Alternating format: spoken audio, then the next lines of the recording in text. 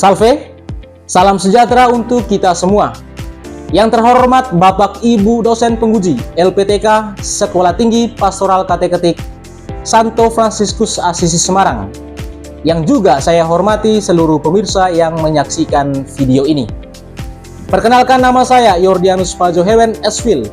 Saya guru agama Katolik di SMA Negeri 16 Batam, Kecamatan Seibeduk, Kabupaten Kota Batam. Sekaligus mahasiswa PPG Kemenak RI dalam jabatan Batch 3 tahun 2025 di LPTK Sekolah Tinggi Pastoral Kateketik Santo Fransiskus Asisi Semarang dengan NIM 253091914. Pada hari ini, Jumat tanggal 10 Oktober 2025, saya akan melaksanakan uji kinerja praktek pembelajaran secara luring atau tatap muka di kelas fase E pada Sekolah Menengah Atas Negeri 16 Batam dengan materi suara hati dan tanggung jawabnya. Selamat menyaksikan, semoga bermanfaat. Tuhan memberkati. Baik, selamat pagi anak-anak Bapak semuanya. Oke, kembali lagi berjumpa dengan Bapak dalam pembelajaran pendidikan agama Katolik dan budi pekerti. Oke, sebelumnya Bapak bertanya mengenai kabar kita. Bagaimana? Apakah semuanya sehat hari ini? Sehat. Oke, syukur kepada Allah ya. Semoga Allah senantiasa memberikan kesehatan kepada kita dan melancarkan setiap proses pembelajaran kita pada kesempatan ini. Bapak juga mau mengecek kehadiran Ketua kelas, apakah kita semuanya hadir? Siap, semua hadir, Pak. Oke, terima kasih ya, semuanya hadir dalam pembelajaran ini. Mari kita membuka pembelajaran kita ini dengan doa pembuka. Oke, yang bersedia memimpin doa pembuka, dipersilakan. Oke, Maria, bagus. Ke depan. Teman-teman, mari kita bersatu dalam doa. Bapa, Putra, dan Roh Kudus. Amin. Ya Bapa, terima kasih atas berkat pada hari ini, sehingga kami dapat menghirup udara segar. Ya Bapa, sekarang kami mau belajar agama Katolik. Semoga Engkau memberkati pelajaran kami dari awal hingga akhir. Ya Bapa, berkati juga guru kami. Semoga Engkau berikan kesabaran dalam mengajari kami. Hanya Indah Anakmu yang tidak sempurna dalam Kristus Tuhan kami. Amin. Amin. Dalam Bapa dan Putra dan Roh Kudus. Amin. Baik, terima kasih Maria telah memimpin kita dalam doa pembuka. Sebagai warga negara Indonesia yang baik, mari kita menunjukkan jiwa kebangsaan kita dengan menyanyikan lagu kebangsaan Indonesia Raya. Oke, kepada anak Bapak semuanya dipersilakan untuk berdiri dengan tegak. Hiduplah Indonesia Raya, 1, 2, 3, ya. Indonesia tanah airku, tanah tumpah darahku. Di sanalah aku berdiri, jadi pandu ibuku. Indonesia kebangsaanku, bangsa dan tanah airku. Marilah kita berseru, Indonesia bersatu. Indonesia Raya, merdeka, merdeka. Hiduplah Indonesia Raya. Kepada anak Bapak semuanya dipersilakan untuk duduk kembali.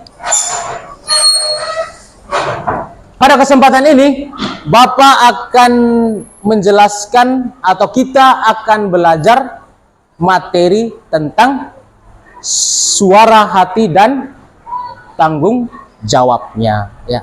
Suara hati dan tanggung jawabnya.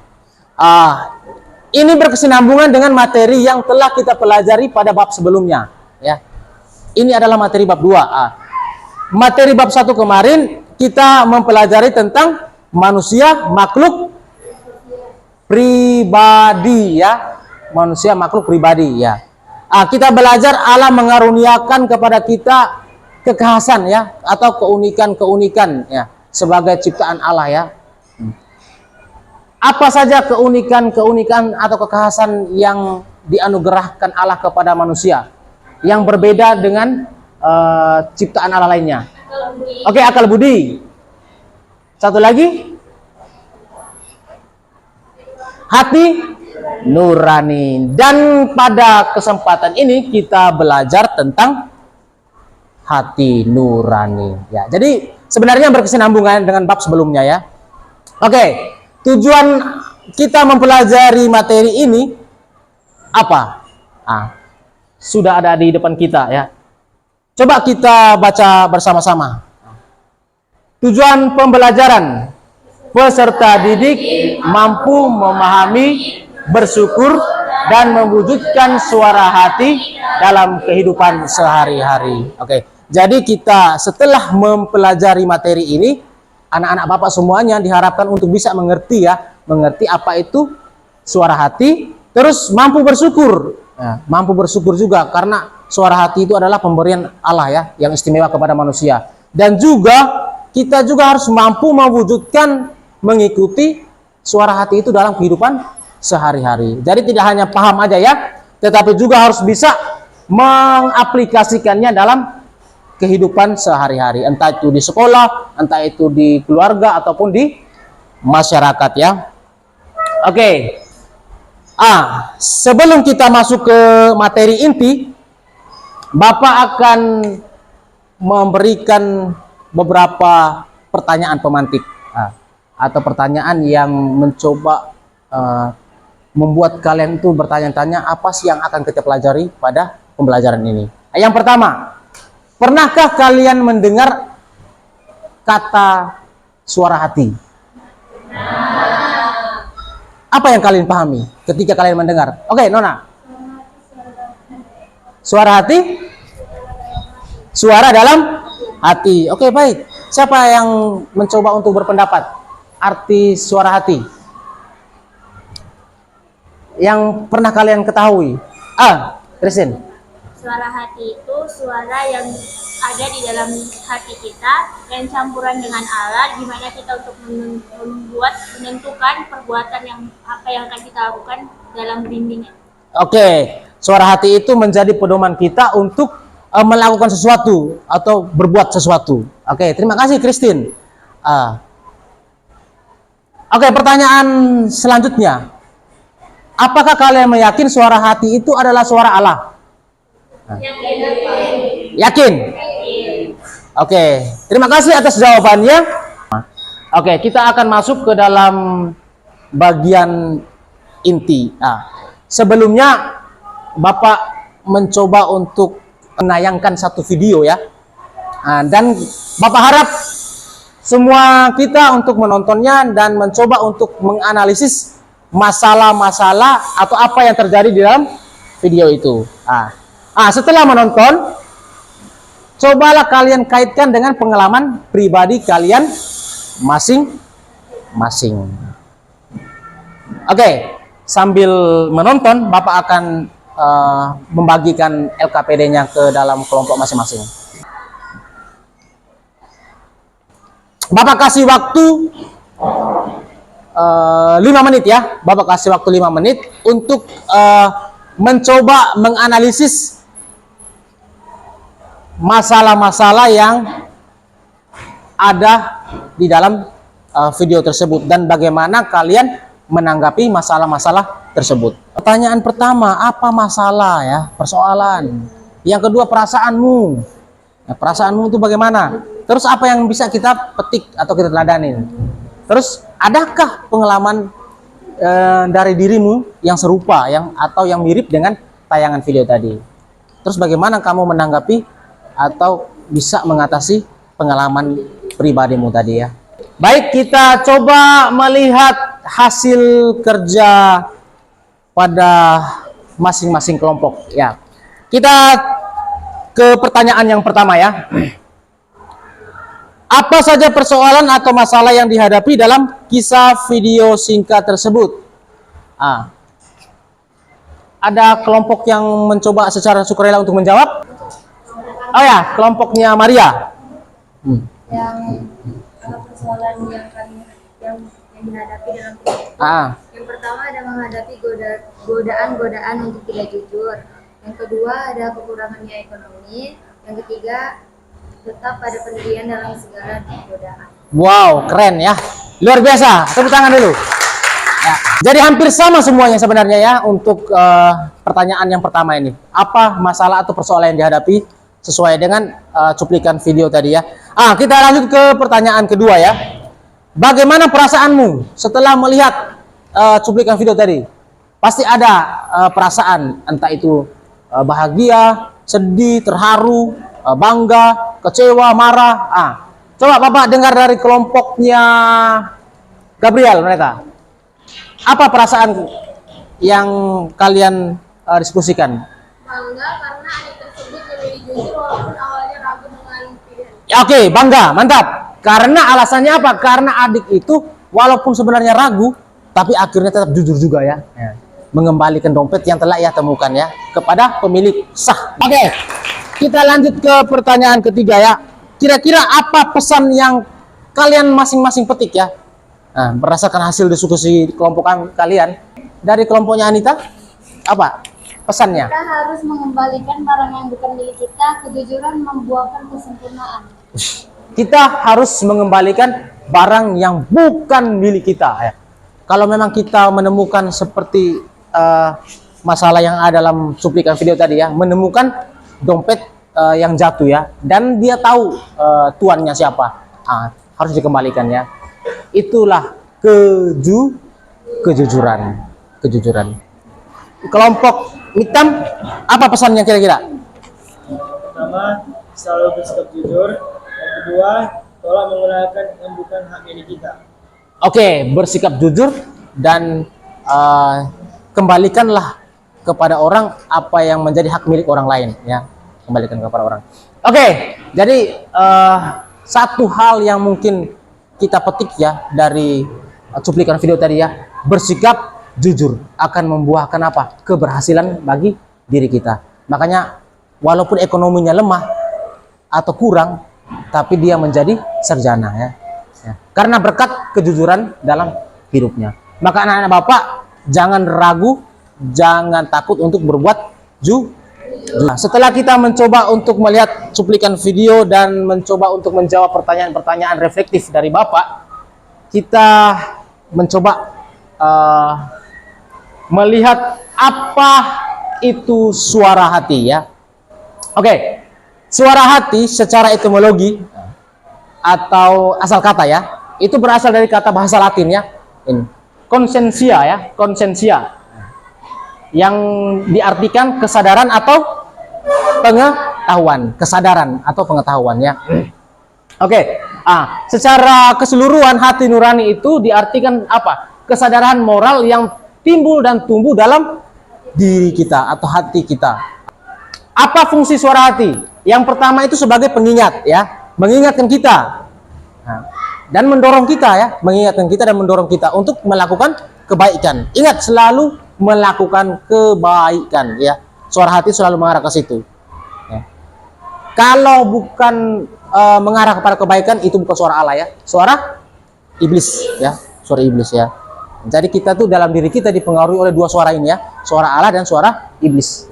Jadi ya tergantung kamu mau ikut yang mana ya. Kalau kita orang beragama pasti sudah yakin harus mengikuti suara Allah ya, yang kita yakini. Yang berikut proses atau cara kerja suara hati. Ada 3 proses atau cara kerja suara hati ya. Yang pertama itu indeks, yang kedua eudex, dan yang ketiga vindex. Kita lihat yang berikut alasan suara hati bisa keliru. Suara hati itu bisa keliru ya, bisa keliru. Kita mengakui itu adalah suara Allah ya. Tetapi suara Allah itu bisa tidak tersampaikan kepada si pribadi atau individu. Karena apa? Dipengaruhi oleh beberapa hal. Bagaimana? Masih semangat? Sepertinya sudah mulai ngantuk. Oke. Bapak minta kita ice breaking singkat sebentar ya. Ini permainan namanya tepuk pagi siang malam ya. Tepuk pagi siang malam. Tepuk pagi. Tepuk malam. Tepuk siang. Tepuk pagi. Tepuk siang. Tepuk siang. Tepuk pagi. Tepuk siang. Tepuk malam. Tepuk pagi. Tepuk siang. Tepuk malam. Tepuk pagi. Tepuk siang. Tepuk malam. Oke, berarti masih luar biasa anak-anak Bapak ya. Oke, terima kasih. Tepuk tangan. Nah, berarti masih sangat fokus dan konsentrasi mendengarkan Bapak ya. Oke, kita akan lanjut ke bagian berikutnya. Kita akan masuk ke dalam sesi diskusi kelompok ya. Ke kelas Miktam, Bapak minta tolong bagikan LKPD-nya. Masing-masing kita coba berdiskusi ya, berembuk bersama. Bapak telah memberikan instruksi pada LKPD masing-masing ya. Coba diskusi dan kerjakan pada lembaran LKPD yang Bapak telah sediakan. Nah, nanti setelah kalian mengerjakannya, Bapak akan meminta kalian salah satu perwakilan dari kelompok untuk mempresentasikan hasil kerjanya. Oke, Bapak kasih waktu 20 menit ya, sekaligus dengan presentasi nanti. Baik, selamat siang semuanya. Oke, selamat siang. Bila saya di sini, saya akan membacakan hasil diskusi kami dari kelompok 3 soal hati nurani. Yang pertama, apa arti suara hati menurut kutipan-kutipan di atas? Jawabannya, suatu keadaan moral yang mendalam di lubuk hati yang tidak ia tetapkan sendiri tetapi harus ditaatinya. Yang kedua, apa hubungan suara hati dengan Allah dan Roh Kudus? Jawabannya, suara hati merupakan tempat Allah dan manusia bertemu dan melawan suara hati yang berlawanan dengan kehendak Allah. Dorongan untuk kebaikan, kesadaran akan kebencian, juga tidak menuruti, kebingungan dan keraguan. Yang keempat, apa hubungan suara hati dengan kasih kepada sesama? Jawabannya, dengan adanya suara hati, kita dapat menentukan kebiasaan berdosa, solusi dalam berbagai masalah, dan dalam kehidupan bersama. Yang kelima, apa fungsi suara hati berkaitan dengan persoalan dalam masyarakat? Jawabannya, suara hati sangat digunakan dalam masyarakat karena kita dapat membantu sesama dalam membina norma, moralitas, dan objektif. Baik, ada yang mau bertanya? Menanya, kelompok kami kurang mengerti bagian C. Apa konsekuensi bagi kita apabila kita menuruti suara hati dan tidak menuruti suara hati? Artinya suara Allah itu nggak salah, tetapi kembali lagi kepada diri kita masing-masing dalam menentukan pilihan kita dalam suara hati, ingin memilih yang suara hati yang baik ataupun suara hati yang jahat dari iblis. Jadi jika kita mengikuti suara hati dari Allah, dan pasti kita tidak akan merasakan namanya rasa bersalah ataupun rasa kecewa dalam menentukan pilihan kita yang baik. Oke, mantap. Terima kasih ya atas jawabannya. Oke, satu lagi pertanyaan tadi dari Maria. Belum dijawab oleh kelompok. Dari jawaban itu, apa konsekuensi bagi kita apabila kita menuruti atau tidak menuruti suara hati? Kalau kita menuruti, kita tidak akan merasakan yang namanya perasaan rasa bersalah ataupun kecewa, dan kita mendapat dorongan untuk melakukan yang namanya kebaikan dan sadar akan kebenaran dari petunjuk Allah. Tapi kalau kita tidak menuruti, kita akan kebingungan dan keraguan dalam diri kita sendiri, lalu yang kedua kita terhadap apa yang benar dan yang baik, karena kebiasaan kita melakukan yang berdosa. Bagaimana tanggapannya Maria? Sudah pas? Oke, terima kasih atas jawabannya. Mari kita berikan tepuk tangan ya. Pertanyaan dari kelompok 3. Gabriel. Fungsi suara hati.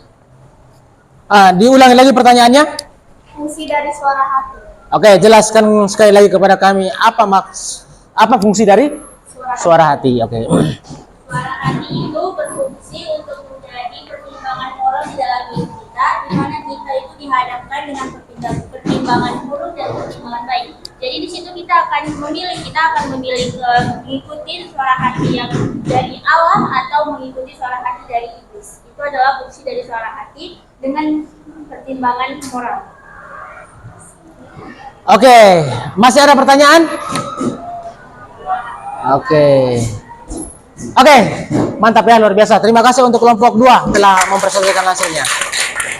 Oke, kita beralih ke kelompok yang terakhir ya. Kepada kelompok 1. Nah, dipersilakan untuk menyampaikan hasil diskusinya ya. Nah, dan 1 orang disiapkan untuk menulis sebagai notulen, menulis pertanyaan-pertanyaan dari temannya. Selamat siang teman-teman semuanya.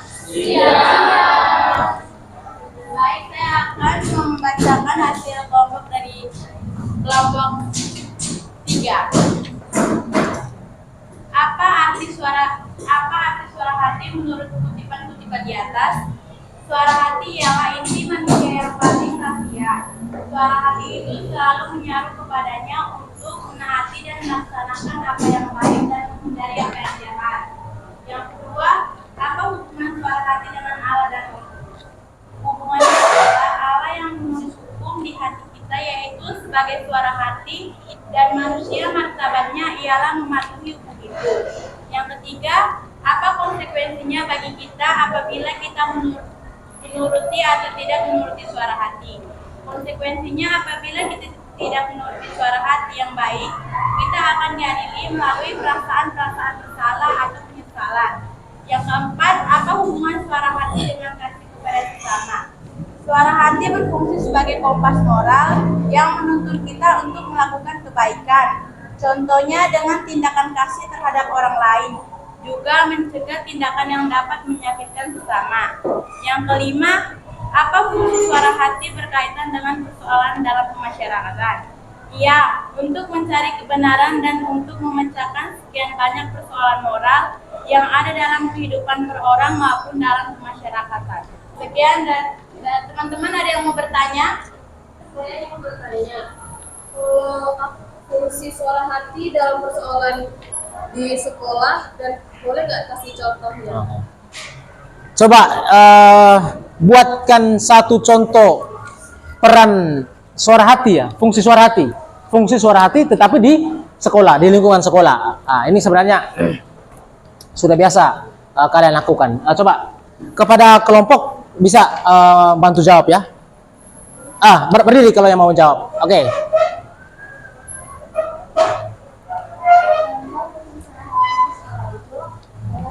Dari sana kita mau ulangan. Di situ kita kurang paham pembelajaran yang diulangan. Jadi itu ada niat-niat kayak mau menyontek. Tapi kita berpikir sekali lagi, kita mempertimbangkannya, kita nyontek atau enggak ya, karena tindakan mencontek itu adalah tindakan yang buruk. Kalau kita berpikir dengan bantuan hati nurani, kita pasti akan memutuskan untuk tidak menyontek, karena mencontek itu adalah perilaku yang buruk. Itu adalah fungsinya. Oke, bagaimana? Oke, pas ya? Sangat setuju dengan jawaban. Oke, tepuk tangan. Oke, luar biasa ya. Oke, terima kasih untuk kelompok 1 ya yang telah mempresentasikan hasilnya. Oke, Bapak sangat memberikan apresiasi atas kerja kalian, diskusinya, dan juga mampu mempresentasikan hasil diskusinya di depan kelas ya. Oke, berkenaan dengan materi yang telah kalian diskusikan, Bapak akan simpulkan hasil kerja yang telah kalian kerjakan dalam kelompok ya. Dalam Roma bab 2 ayat 15 ya, di situ juga dikatakan hukum Allah tertulis dalam hati manusia. Dalam Gaudium et Spes dalam KGK, di situ di Gaudium et Spes artikel 16 itu dikatakan bahwa hati nurani, suara hati itu adalah tempat suci ya, sanggar suci. Karena di situ Allah hadir dan membisikkan kepada kita. Di KGK 1779 di situ dikatakan bagaimana cara kita untuk bisa memurnikan hati kita atau bisa mengikuti suara hati kita dengan baik. Yaitu apa? Mendengarkan dan mengikuti suara hati nurani ya. Orang harus mengenal hatinya sendiri. Jadi terlebih dahulu kita mengenal diri kita sendiri ya. Bapak tambahkan sedikit lagi bagaimana cara kita untuk mengembangkan, membina suara hati kita supaya apa? Supaya tidak mudah salah ya.